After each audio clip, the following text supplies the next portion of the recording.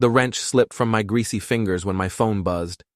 Third time tonight, and I figured it was Kayla asking when I'd be home from the shop. Aaron Taylor, mechanical engineer by day, grease monkey by choice.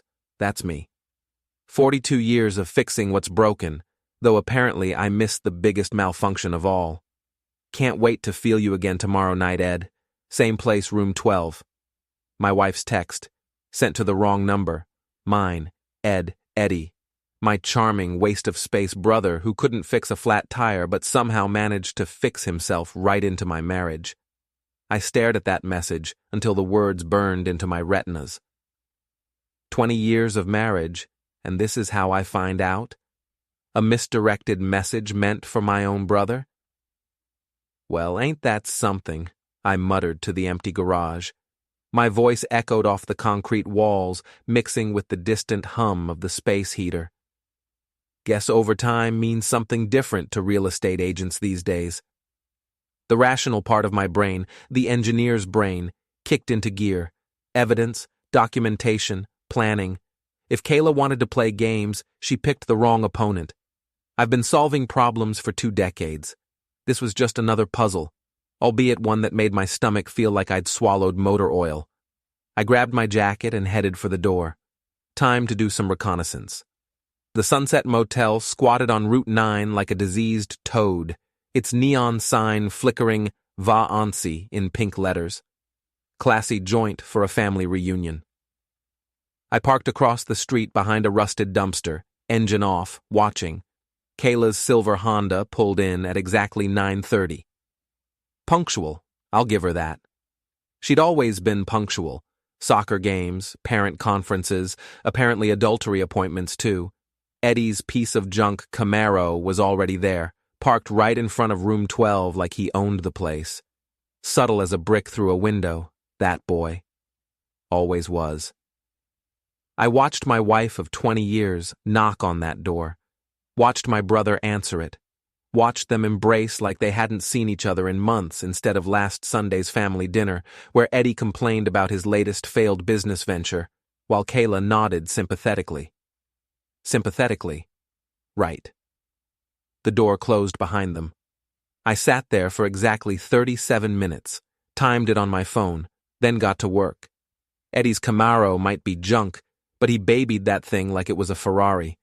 Shame about those tires. My pocket knife made quick work of the valve stems.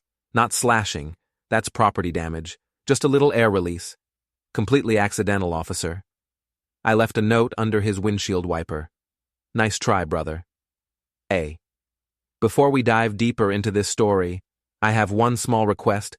Please subscribe, drop a like, comment, and hit that hype button to boost this channel so more people can discover these incredible Reddit stories. Kayla stumbled through the front door at 11:43, hair mussed, lipstick gone, reeking of cheap motel soap and Eddie's cologne. I was waiting in my recliner with a beer and the late-night sports highlights. "Hey, honey," she said, voice artificially bright. "How was your evening?" "Productive," I replied, not looking away from the TV. "Fixed the Henderson transmission. You?" "Oh, you know, showing houses, late clients." She fidgeted with her purse strap. "Real estate never sleeps." "Mm-hmm." I took a long pull from my beer. "Funny thing happened tonight. Got a text meant for someone else. Technology, right? Always glitching." Her face went pale under the hallway light. "What kind of text?" "Wrong number. Something about room 12. I finally looked at her, let the silence stretch until she squirmed. "You ever stay in room 12 anywhere, Kayla?" No. Why would I?" She was backing toward the stairs now, clutching that purse like a life preserver. "No reason, just curious." I turned back to the TV. "Oh, and Eddie called earlier. Something about car trouble. Flat tires, I think. Poor guy." She froze halfway up the stairs.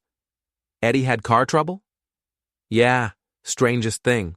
All 4 tires went flat at the same time. What are the odds?" The silence that followed was beautiful. Pure, crystalline terror. I'm going to bed," she whispered. "Sweet dreams, honey. Sleep tight. I waited until I heard our bedroom door close, then pulled out my phone. Time to make some calls. Mike Russo and I went back to high school. He became a cop, I became an engineer, but we still grabbed beers every few months and complained about our lives. Turned out his life was about to get more interesting. You want me to what? Mike nearly choked on his coffee. We were sitting in Denny's at 7 a.m., the breakfast crowd providing perfect cover for our conversation. Just a traffic stop, routine check, nothing dramatic. I slid the paper across the table. Silver Honda, license plate right there. Yesterday night, around 10 p.m., she would have been driving erratically. Concerned citizen called it in. Mike stared at the paper. Aaron, this is your wife we're talking about. Was my wife. Now she's just someone who shares my mortgage and my brother's bed.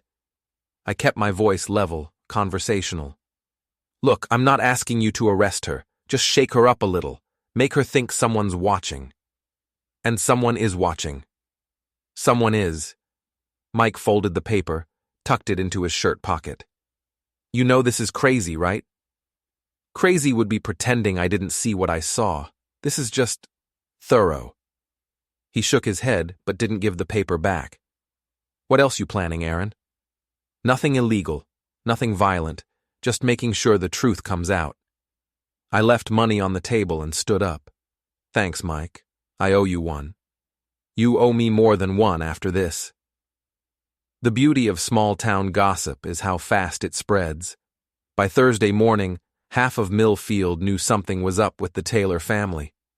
Kayla's boss, Jim Harmon, got an anonymous tip about inappropriate workplace relationships and misuse of company time. Her big promotion suddenly got put on hold pending review. Eddie's muscle car, his pride and joy, developed some mechanical issues. Sugar in the gas tank, courtesy of my late-night visit to his apartment complex. The spray-painted message on his hood read, "Cheater," in bright red letters. Artistic, I thought. But the real masterpiece happened Thursday afternoon at my garage. Kayla stormed in like a hurricane, her heels clicking on the concrete floor, her face flushed with rage and desperation. My co-workers, Jimmy, Pete, and old Frank, looked up from their projects with interest. "What the heck is wrong with you?" she screamed, apparently forgetting we had an audience. "My boss is asking questions, people are staring at me, and now Eddie's car is vandalized." I wiped my hands on a shop rag, taking my time. "Sorry, honey, you'll have to be more specific. I've been pretty busy lately, lots of things breaking down around town." "You know exactly what I'm talking about. This has to stop." "What has to stop?" I asked innocently. "Me working? Me paying the bills? Me being a faithful husband for 20 years while you—" "Don't." Her voice cracked. "Don't say it." "While you what, Kayla? While I what?" I stepped closer, and she backed away. "Come on, enlighten us. What exactly have I been doing while you were showing houses to my brother?" The garage went quiet except for the hum of the air compressor. Jimmy's wrench stopped moving. Pete pretended to study a carburetor. Old Frank just grinned. "You're humiliating me," she whispered. "No, sweetheart. You did that all by yourself. I'm just making sure everyone gets to appreciate your handiwork." She turned and ran. Actually ran, stumbling in those ridiculous heels, her sobs echoing off the garage walls. Pete whistled low. "Damn, Aaron. Remind me never to get on your bad side. Just remember, boys, the truth always comes out eventually. Sometimes it just needs a little help." The text came Friday night. "Stop or you'll regret it." Not from Eddie, not from Kayla. From Mona Carlson, Kayla's best friend and supposed shoulder to cry on. Interesting development. I called the number immediately. Mona answered on the first ring. "We need to talk," she said without preamble. "I'm listening." "Not over the phone. Meet me at Riverside Park in an hour. Come alone." The park was empty except for a few streetlights and the sound of water lapping against the dock. Mona sat on a bench near the gazebo, smoking a cigarette with shaking hands. "You're destroying her," she said when I approached. She destroyed herself. I'm just documenting the process. I sat down on the opposite end of the bench.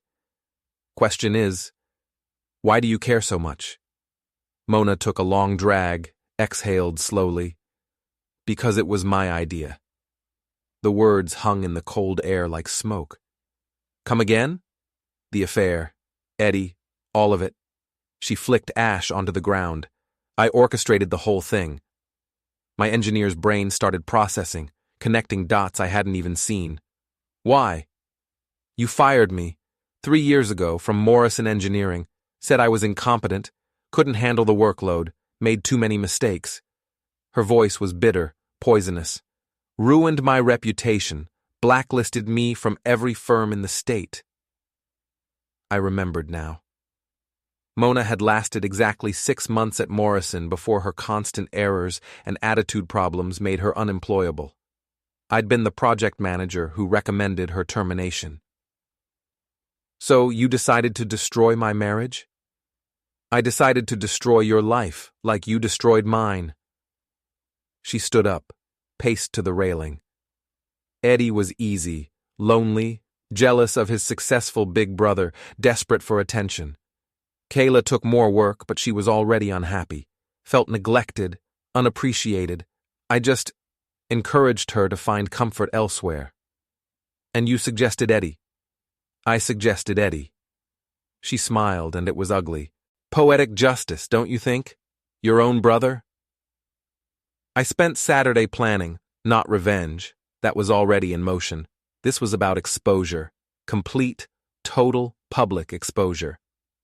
The Millfield Community Center was hosting their monthly charity auction Sunday afternoon.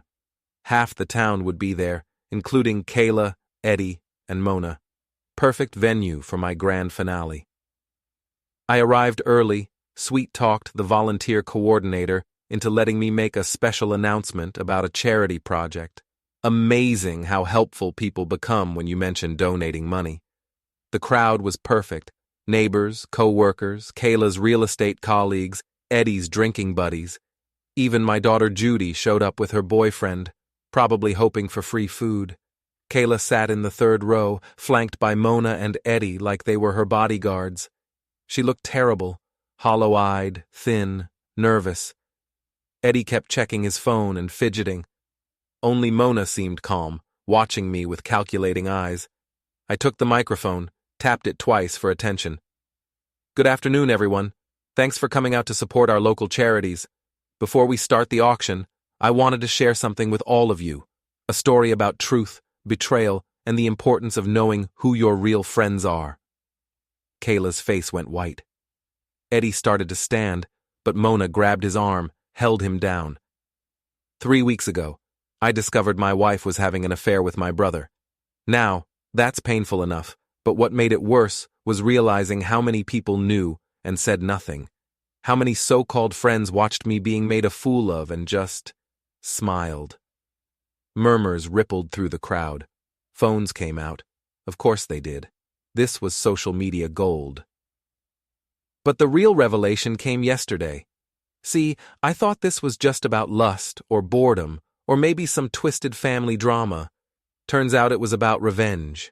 A woman named Mona Carlson, some of you know her, orchestrated this whole thing because I had her fired 3 years ago for incompetence. Mona shot to her feet. You lying piece of... I have recordings, Mona. Our conversation last night. Your confession. Every detail about how you manipulated my wife and brother into destroying my marriage. I held up my phone. Want me to play them? The silence was complete now. Even the volunteers had stopped moving. Here's what's going to happen. Kayla, Eddie, Mona, you're going to leave town tonight. I've already filed for divorce, changed the locks, and emptied our joint accounts. The house goes on the market Monday, and every penny goes to charity. You 3 can figure out your own arrangements. Eddie finally found his voice. Aaron, man, I'm sorry. I never meant... Save it. I cut him off.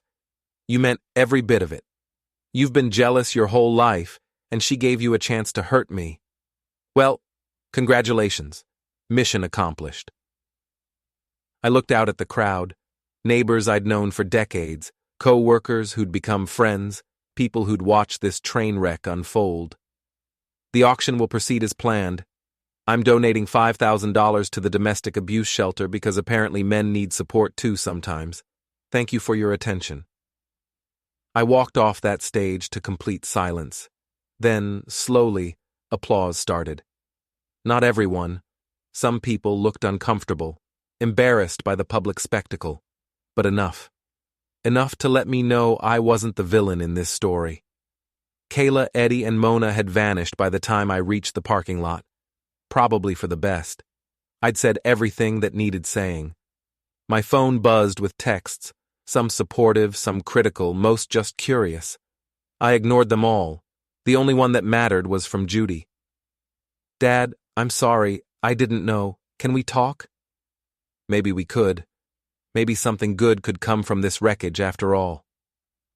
I drove home to my empty house, truly empty now since I'd had everything of value moved to a storage unit, and sat in my recliner with a beer. The silence was different now. Not lonely, exactly. More like peaceful. The doorbell rang around 8 p.m. I figured it was a neighbor wanting gossip, but when I opened the door, Mike Russo stood on my porch in civilian clothes. How you holding up? He asked. Better than expected. I gestured him inside. Want a beer? Sure. He settled into Kayla's old spot on the couch. Heard about your performance today. Half the department's talking about it. Good performance or bad performance? Depends who you ask. He accepted the beer, took a long pull. Mona Carlson filed a harassment complaint against you this afternoon. I wasn't surprised. And I told her to take it up with the district attorney. See, harassment requires a pattern of unwanted contact. Far as I can tell, you had one conversation with her, she called you, and then you made one public statement. All true statements, according to the recording you provided. You listened to it? Had to. Evidence and all. Mike grinned. She's not pressing charges. Apparently she's decided to relocate to Florida. Fresh start, new opportunities. How convenient, isn't it? Eddie's going with her, by the way. Kayla's staying local, but word is she's looking for work in Springfield. Seems her reputation here took a hit. We sat in comfortable silence for a while, drinking our beers and watching the news. Finally, Mike spoke up. You know this isn't over, right? Divorce proceedings, property division, custody arrangements if Judy's still a minor, which she's not, but still, it's going to be messy. I know. I finished my beer, set the empty on the coffee table. But the hard part's done. The truth is out there now.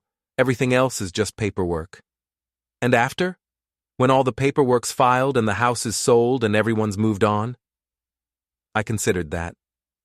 Then I start over. 42 isn't too old for a fresh start, right? Right? Mike stood up, headed for the door. For what it's worth, Aaron, I think you handled this better than most guys would have. You could have gotten violent, could have done something stupid. Instead, you just exposed the truth and let consequences happen. Sometimes that's enough. After he left, I walked through my empty house one more time. 20 years of marriage, reduced to echoes and memories. In the kitchen, I could still smell Kayla's coffee. In the living room, Eddie's cologne lingered from his last visit. Upstairs, Judy's old room was exactly as she'd left it when she moved out for college. But it wasn't sad, exactly. More like finished. Complete. A chapter ending so another could begin. I grabbed my jacket and keys, locked the door behind me, and drove back to my garage. I had work to do, problems to solve, things to fix. That's what I did, after all. I fixed what was broken. And sometimes, the best way to fix something is to let it fall apart completely, then build something better from the pieces. The garage was quiet, peaceful, filled with the familiar smells of motor oil and metal shavings. I had 3 transmissions to rebuild, an engine to overhaul, and a dozen smaller projects waiting for attention. Real problems, honest problems, the kind that stayed fixed once you solved them properly. I rolled up my sleeves and got back to work.